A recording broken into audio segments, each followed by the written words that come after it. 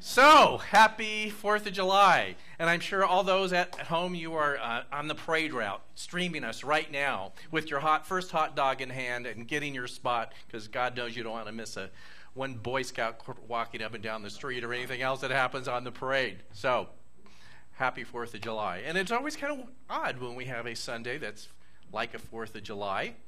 A little bit more intimate, but it's good. And like I said, you get extra God points today, so for showing up. And I'll sign your paper, so make sure that you'll get them.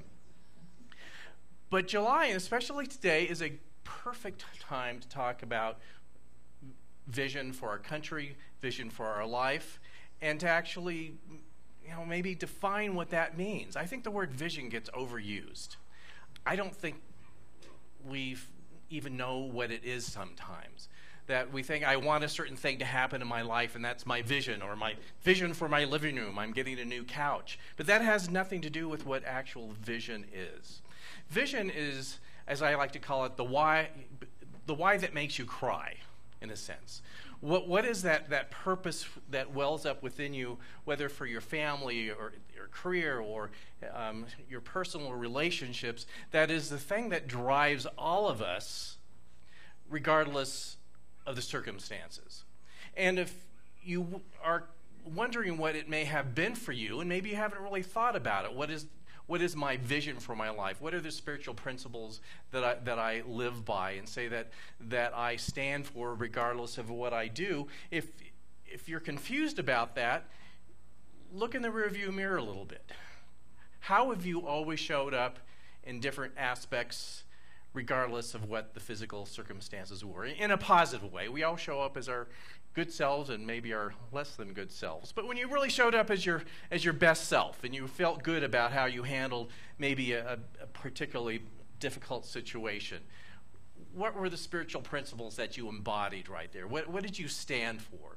And in a sense, that's where you start when you ask yourself, well, what is my life vision? What is it that I stand for?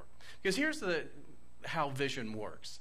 That whether it's for us as individuals or as a family or as Light as the Mountains, as a faith community, we have a vision and mission statement, that is what you always go to. When we say, well, we want to do something over here, you say, well, how will we then take our mission and vision and bring it into that new activity? That we always have to go back to that, to say, what are we doing as a spiritual community? What is our core vision and mission? And does it, what we're doing right now or thinking we're going to do, does it live up to that? And it's particularly important when things are a little bit rough, like this last year and a half, as a spiritual community, to say, well, what do we stand for as a spiritual community? What is our vision, even though it seems like everything has gone crazy in the world? And for us as individuals this last year has been difficult on many levels to say, well, what is that why? Even though it's a difficult point in time, what is that really drives me when things aren't going well? So you always go back to that point. And it's actually okay if it looks like your life at the moment isn't lining up to the vision. In fact, because the vision is the guide. It doesn't mean that you come up with a vision and your life instantly transforms. It's the idea that brings on transformation over a period of time. And the perfect example is our country. Today we celebrate and we look at and even embody in a deeper sense the vision for our country. And so let's look back a little bit and look at the starting vision and how that's really gone these almost 250 years. So our Constitution and the Declaration of Independence in many respects are a vision statement. Now there's some practical things in there, especially with the Constitution of how we form a government and all that, but there is a vision stated in there in who we aspire to be in our most perfect form. And that is, one, the celebration of freedom as a right of all people, that everyone is created equally, and that along with that there are inalienable rights that a human being should have. And it's just this perfect idea that's held up as our guide. Now, just like in our own lives, it wasn't the circumstance in the Americas or anywhere else in the world. And I think that's actually a positive thing to recognize that, because you have the vision, and where did we go after that? So, in fact, the vision was so starkly different from not only life in the Americas, but the entire world. I mean, we are a country that had a high population of enslaved people. Women's rights were unheard of and unthought of. And one thing in our country that in our Bill of Rights, we talk about the freedom of religion, and it wasn't that free in the beginning.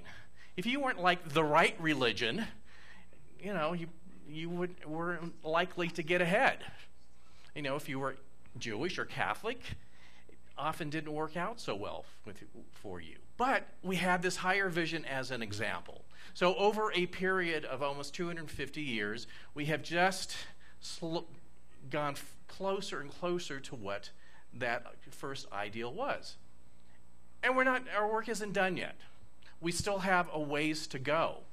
But when you look at where we started from and where we are, it's pretty amazing. And my feeling is, though, that you're never done when you're holding the vision in your life. I don't think as a country we'll ever say, we did it completely. We're done. No more work to do. There's always ways to refine this. There's always ways to look at, I didn't even realize that this other door needs to open up even more, more so to make our vision greater in our country. So I think that's even the gift of vision, always being inspired to moving ahead even more.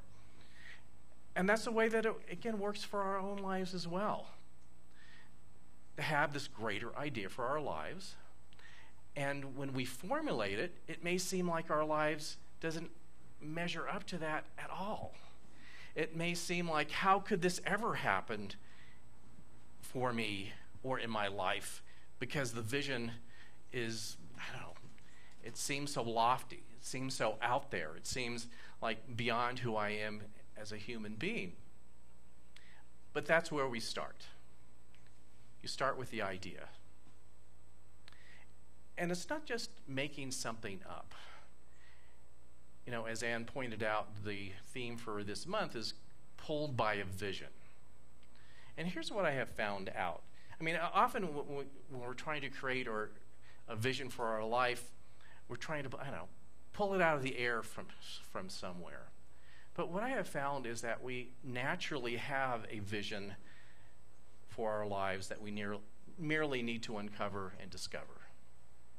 That if we are silent long enough and dedicated in our spiritual practice, that it starts become this thing that pulls us, that we start to open up to, that we have this deeper realization of what can be, and that vision also includes the physical things that we may need to shift in our lives as well.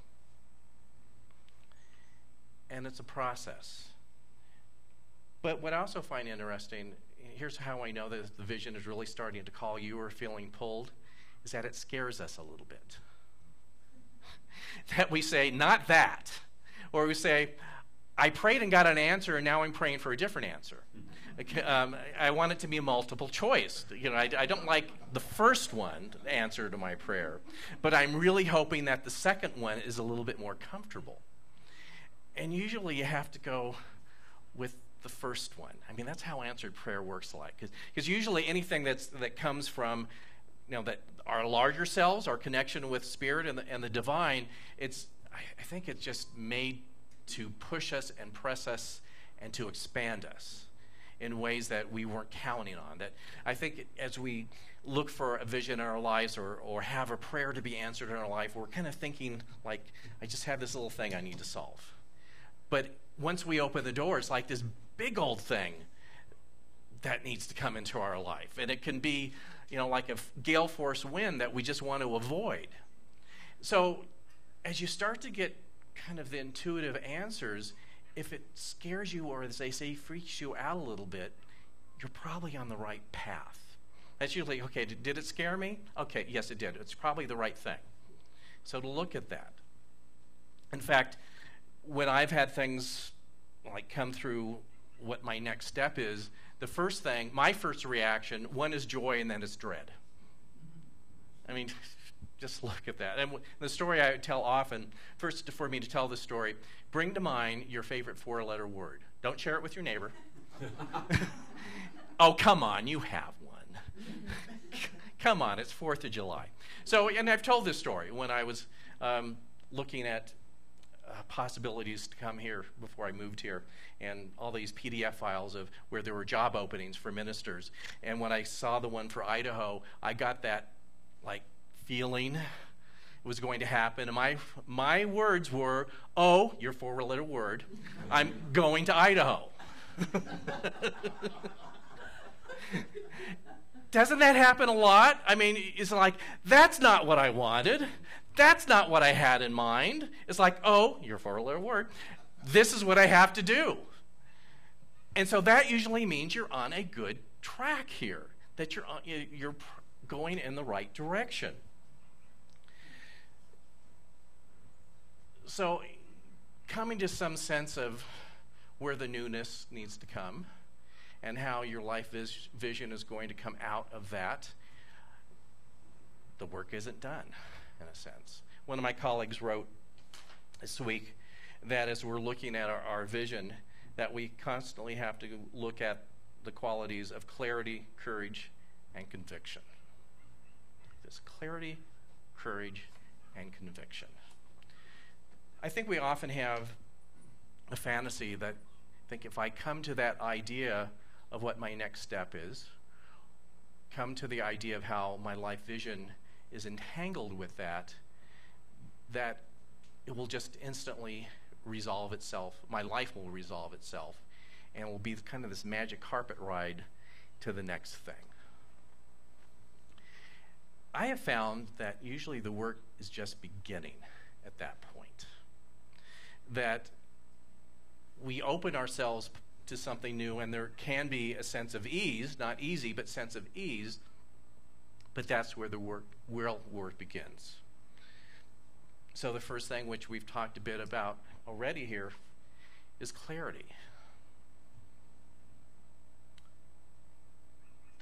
So the prayer that I make most often is just to have clarity.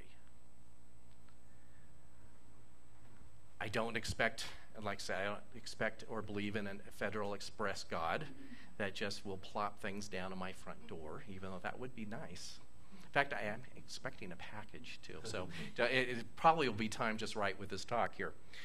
But the clarity in what direction I need to go, the clarity of how my life vision has a way of showing up through it, and the clarity that even though up front I may not be overjoyed with the direction I feel that I'm being pulled by, but I'm cleared that this is where I need to go. So clarity is the most important prayer I think any of us can make. In fact, just to remind you, we have a little prayer box in there that you can write things out. It's funny, last week I actually had to check it again. We haven't physically checked our prayer box in over a year. And I found one from last year. I'm so sorry. It was probably from the last service we had in March 2020. Sorry. This is confession time here. But anyway, so rather than when you do your requests about circumstances, again, one of the most important requests you can make is just simply clarity. To have a sense of knowing that in spite of any, anxiety that we could have about anything or taking different steps, to just be clear. But one thing that I found, that even though clarity can be accompanied by a sense of anxiety or even a little concern because it's a new way, I've also found that true clarity has a level of groundedness and peace associated with it. Back to my old thing of, oh, blank, I'm going to Idaho. As crazy as that was, there was a sense of peace about it. It's the only way that I can explain it. It's like it's a whole new big thing, know nothing about it, but yet almost a sense of, yes, this is the right thing. So look for that as we're looking for vision and our next steps in our lives. And of course, the next thing is courage. And what is courage? I think we have a fantasy that courage is like on the superhero movies, where we just fearlessly go ahead and put on the cape and get down to business and just take care of it without any doubt, without any anxiety at all. We just go right to it and do it. That we've seen plenty of movies like that, World War II movies. They just go do it. And they're brave, and they stand on the hill, they plant the flag, and they do all those sort of things. And to me, that's almost make-believe courage. Courage is the understanding that you may at times actually be terrified in your next steps, but you do it anyway. That there's been many mornings this last year and a half that I would have preferred actually just to put the covers over my head and stay at home, because I still came here, still have my office hours, and I came to my office hours anyway. There was times that it just seemed like, is anything that we're doing here make a difference with what's going on in the world right now? And why bother? But we did it anyway. And so courage for me is you do it anyway.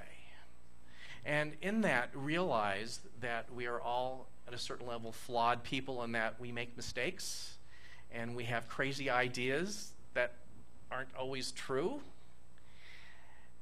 And all of that in our humanness, and that we still step out of our door every day and move forward anyway. To me, that's true courage. And to me, you could be inwardly, as they say, shaking in your boots, no idea how this is going to work out, to feel so intimidated and so, in some ways, even less than and not capable or qualified to be a person to step out of your door and do that which needs to be done, and you do it anyway. I think I've shared many times over the years, one of my best qualities is that I can look like I know what I'm doing when I have no clue. And it's a great thing to develop. Because people have great confidence in you when you're inside going, I don't really know what I'm doing here. But in a sense, that is courage, that you step out and know that as I step out in clarity, I will be guided in the moment, and I will be shown the way one step at a time, even though I feel completely clueless and completely an imposter and have no idea how this will ever work out, and I'm going to do it anyway. So for me, that's how I define courage. You just do it anyway. And the last thing that my colleague brought up within that already is conviction. And the conviction is still, okay, I am clear. I still may be semi-clueless, but I have conviction that I'm feeling the guidance, at least towards a direction. I never claim to really know it all. I never even claim to know a lot. But I do get a sense of being pushed and pulled into a certain direction, to do certain things and to take on certain responsibilities. And again, this whole last year and a half has been going into a new situation, seeking clarity, seeking courage, even though it seemed short on supply, and the conviction of going with that, even when things seem so uncertain. And I think that's where vision comes through and where our spiritual growth comes through, when on so many levels it seems uncertain. And even if we celebrate the birth of our country today, in some ways, I think we tell a very fairy tale version of our country. We don't tell it in terms of real people who are trying to figure something out. We don't tell it in terms of an 18th century world where there wasn't representative government. It was unheard of. Bless you. As they say, sneeze for the truth, as they say. Keep sneezing. And that our founders, in a sense, we could say were like us, and that they were, I hate to use the word flawed, but they weren't the granite statues you go see in Washington, D.C. They really weren't these not life-size, but bigger than life granite statues that espoused all these amazing things. They never made a statue of them first thing in the morning before their coffee, did they? So I think it's actually positive today to look at the founding of our country in this light of people probably being, I think, having conviction and probably feeling clueless at the same time. They had to be, because they were human beings. And how tenuous it was that it would eventually go the positive direction that it did. I mean, now we look at the arc of history in the rearview mirror, and we think it was just, I don't know, meant to be, that it couldn't help but happen. But in actuality, that's not the case. Remember from history, they were calling it the American experiment and thinking it was the American experiment that would fail. So it was very tenuous. And actually that gives me hope for me that I don't have to be the granite statue, that I can have personal failings even though the presence of Spirit is within me at all times in perfection. That if they could make mistakes and it turn out pretty good, so can I. So I think the lesson to learn is that it actually can work out. That if we constantly seek the next version of clarity, if we constantly seek courage, which means just pushing yourself out of bed and out the door, and have the conviction to do so, that our personal vision can show up in amazing ways in our life. And that it's not just about us, that it's about, I think, even the vision for our country of making the world a better place in some way. And it can be better than you think. Just want to close today. I found this, I put it in my blog, a little bit from, who wrote this, but I'm going to read it anyway. Look at my blog. I put it there. It's in a book. That's a name that's titled that I didn't put in here. That's the dangers of cut and paste. You might not always like cut and paste everything. So, here we go. I will believe the truth about myself, no matter how beautiful it is. I believe in my power to transform indifference into love. I believe I have an amazing gift to keep hope alive in the face of despair. I believe I have the remarkable skill of deleting bitterness from my life. I believe in my budding potential to live with a nonviolent heart. I believe in my passion to speak the truth, even when it isn't popular. I believe I have the strength of will to be peace in a world of violence. I believe in my miraculous capacity for unconditional love. I believe the truth about myself, no matter how beautiful it is. And so let's know that for our country today as well. So let's just take this within. And so let's know and accept that the presence of the divine is right here, right where we are. It moves and has its being through our spiritual community and through each individual here today, our families, each person on live stream, each person in the world, that we and the divine are one and the same. And on this amazing day, as we celebrate and commemorate the founding of our country, we, to a greater degree, as an individual, embody the power and spiritual truth of freedom. And as we do that, we accept that for each person in our country and the world. Knowing that we are always at choice. Knowing that Spirit shows up through everything that we do if we allow it to do so. And we allow ourselves to release anything that does not look like freedom. We allow ourselves to release our human capacity to try to take freedom away from others. We share this spiritual truth, all 100% at 100% of the time. And so on this special day of commemoration, we take this idea, this vision of inalienable rights and freedom, and we take this idea and we release it into the world, into the universe, into the heart and mind of God, knowing that as we embody and then release, amazing things happen. And so it is.